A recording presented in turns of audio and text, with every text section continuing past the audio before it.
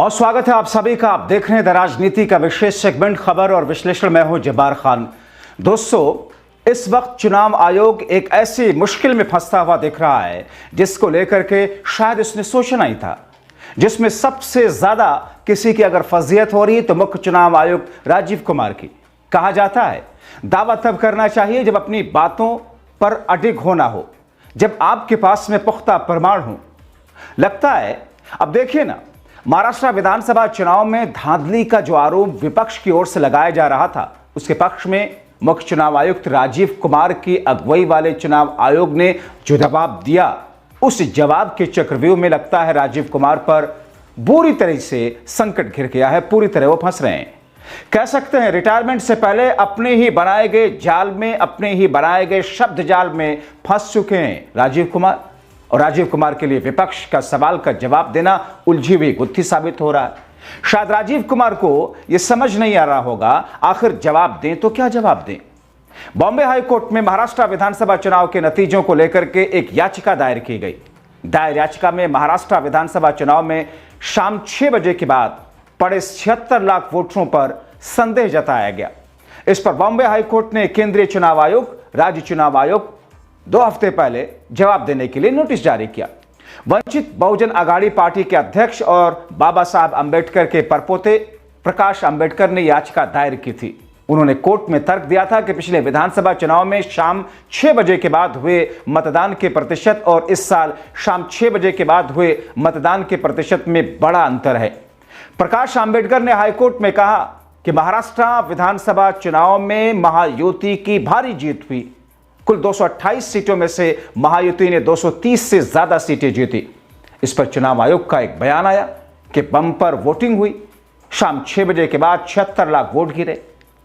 अब दोस्तों, यही दावा करके चुनाव आयोग बुरी तरीके से फंस चुका है, क्योंकि अगर चुनाव आयोग के इस दावे में सच्चाई है तो इसके लिए सबूत देना होगा, प्रमाण पेश करना होगा। लेकिन अब जो बात चुनाव आयोग ने कही, इसी chief election commissioner Rajeev Kumar की अगुवाई वाले चुनाव आयोग ने कबूल कर ली। उसे तो ऐसा लग रहा है कि कोई बड़ा झोल तो हुआ है। 2 हफ्ते में चुनाव आयोग को बॉम्बे हाईकोर्ट को नोटिस का जवाब देना है, एक तरह से प्रूफ करना है शाम 6 बजे के बाद 76 लाख मतदाताओं ने जो वोट डाले उसमें पूरी सच्चाई कैसे है।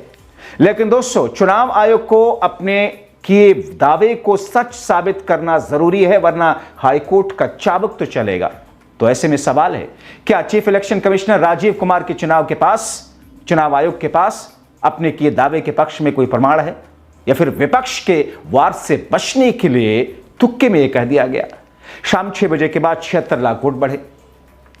अब कहां तो दावा किया है, दावा किया तो प्रमाण देना पड़ेगा। लेकिन प्रमाण क्या चुनाव आयोग के पास है? तो दोस्तों, जवाब यही है, चुनाव आयोग के पास ऐसा कोई प्रमाण है ही नहीं। 76 लाख जो मतदाताओं ने अपने मत का इस्तेमाल किया था, उसका चुनाव आयोग के पास में कोई प्रमाण नहीं। और इसीलिए तो मैं कह रहा हूं, रिटायरमेंट से चंद दिन पहले chief election commissioner Rajeev Kumar भयंकर टेंशन में। अपने दावे के पक्ष में बॉम्बे हाई कोर्ट का क्या प्रमाण देंगे, इसके लिए बहुत ही दिमाग लगा रहे हैं दोस्तों वो। दरअसल महाराष्ट्र चुनाव में मतदाता सूची में गड़बड़ी के आरोपों के बीच केंद्रीय चुनाव आयोग ने कहा कि उसके पास 2024 के विधानसभा चुनाव में 76 लाख मतों का डेटा उपलब्ध है ही नहीं है। दोस्तों, डेटा उपलब्ध नहीं है चुनाव आयोग के पास। तो सवाल यह है कि किसके भरोसे यह कह दिया कि शाम 6 बजे के बाद 76 लाख मतदाताओं ने अपने मत का इस्तेमाल किया। चुनाव आयोग ने दोस्तों यह जानकारी सूचना के अधिकार कानून यानी कि आरटीआई के जवाब में दी। आरटीआई कार्यकर्ता वेंकटेश नायक ने आयोग से महाराष्ट्र के सभी मतदान केंद्रों के पीठासीन अधिकारियों द्वारा जारी की गई जो पर्चियां होती हैं, पूर्व क्रमांक पर्चियों की विधानसभा सीटवार जानकारी मांगी। इसके जवाब में आयोग ने नायक को बताया कि उन्होंने जो जानकारी मांगी है वो उसके पास है ही नहीं है। वेंकटेश नायक ने कहा कि चुनाव आयोग ने जवाब दिया कि हमारे पास में 2024 के महाराष्ट्र विधानसभा चुनाव में 76 लाख वोटों का डेटा उपलब्ध नहीं है। इसका मतलब यह है कि 76 लाख वोटों की गिनती नहीं की गई। केंद्रीय चुनाव आयोग ने लिखित रूप से बताया शाम 5 से 6 बजे के बीच डाले गए 76 लाख वोटों का डेटा यानी कि पूर्व क्रमांकित पर्ची उपलब्ध नहीं। दोस्तों इसीलिए तो मैं कह रहा हूं, मुख्य चुनाव आयुक्त राजीव कुमार भयंकर मुसीबत में फंस गए। उनके पास बाहर निकलने का फिलहाल कोई रास्ता नहीं। आखिर जवाब दें तो क्या दें, क्योंकि उनकी ओर से तो यह कहा गया था शाम 6 बजे के बाद 76 लाख मतदाताओं ने वोट किया। अब वोट किए हैं तो उसके प्रमाण तो चाहिए, लेकिन यहां तो चुनाव आयोग के पास प्रमाण ही नहीं है। अगर प्रमाण नहीं तो इसका मतलब विपक्ष की ओर से चुनाव आयोग पर जो सत्ता पक्ष के साथ मिली भगत का आरोप लग रहा है, आरोप लगे उसमें कहीं ना कहीं दम तो है। दम है तो चुनाव आयुक्त राजीव कुमार का बेदम होना भी वाजिब है। ऐसे में देखने वाली बात है, अब बॉम्बे हाईकोर्ट ने जो 76 लाख मतदाताओं के वोट डालने के मामले में चुनाव आयोग को नोटिस भेजा है, उस पर उनकी ओर से क्या जवाब आता है। सवाल तो भी है, जब 76 लाख मतदाताओं के वोट डालने का प्रमाण ही चुनाव आयोग के पास में नहीं है तो जवाब क्या देंगे। और अगर चुनाव आयोग के जवाब से बॉम्बे हाईकोर्ट सेटिस्फाइड नहीं हुआ तो फिर क्या स्थिति बनेगी, यह भी देखने वाली बात होगी। क्या महाराष्ट्र कई विधानसभा की सीटों पर फिर से चुनाव होंगे, या क्या महायुति के कई विधायकों की सदस्यता पर तलवार लटकेगी। क्या महाराष्ट्र में कुछ सीटों पर फिर से चुनाव किए जाएंगे। दोस्तों ऐसे में ये ऐसे सवाल हैं जिनका जवाब वक्त के साथ आपको जरूर मिल जाएगा।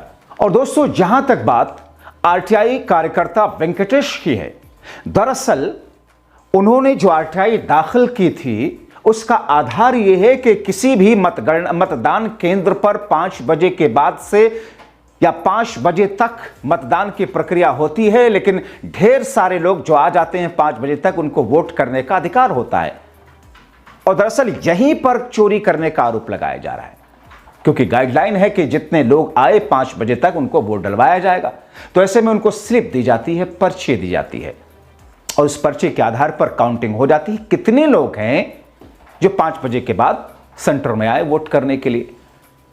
ना तो वो पर्ची दी गई उन लोगों को, ना ही उनका डेटा चुनाव आयोग के पास में है। इसीलिए इस बात को लेकर के ज्यादा हड़कंप मचा हुआ है। इसीलिए इस बात को लेकर के अपने रिटायरमेंट से पहले मुख्य चुनाव आयुक्त राजीव कुमार परेशान है कि उनके साथ में होने क्या जा रहा है। आखिर बॉम्बे हाईकोर्ट एक्शन क्या लेगा। बॉम्बे हाईकोर्ट के उस फैसले के बाद में सुप्रीम कोर्ट किस तरीके से एक्शन लेगा, क्योंकि अगर डेटा में गड़बड़ी है तो फिर तो यही कहा जाएगा कि केंद्र की मोदी सरकार और चुनाव आयोग के मुख्य चुनाव आयुक्त राजीव कुमार दोनों की मिली भगत से क्या ये सारी की सारी जीत दिलाई गई। हरियाणा में भी, महाराष्ट्र में भी यह स्थिति ऐसी है जिसको लेकर बीजेपी भी चिंतित तो है, मगर सबसे ज्यादा चिंता मुख्य चुनाव आयुक्त राजीव कुमार की है, क्योंकि 18 तारीख को रिटायर हो रहे हैं। दोस्तों ऐसे में इंतजार कीजिए कि आखिर आगे होता क्या है।